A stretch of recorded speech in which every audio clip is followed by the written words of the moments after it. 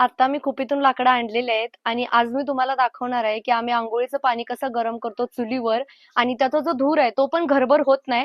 तर त्याची पण कशी आम्ही टेक्निक केली आहे ते पण तुम्हाला दाखवते. चला.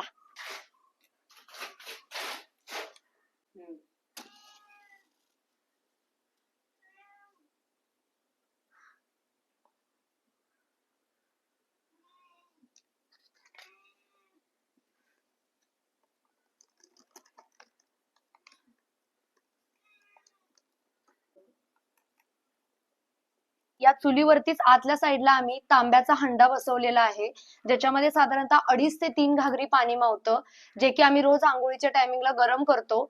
आणि तांब्याचा हंडा बसवण्याचं एकमेव कारण की लवकर पाणी, एक 10 ते 15 मिनिटातच पाणी गरम होतं. तर चला तुम्हाला ते पण दाखवते.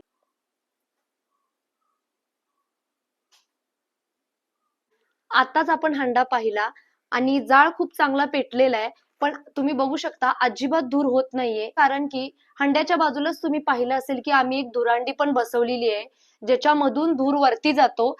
अजिबात तो इथं आमच्या घरात पसरत नाही.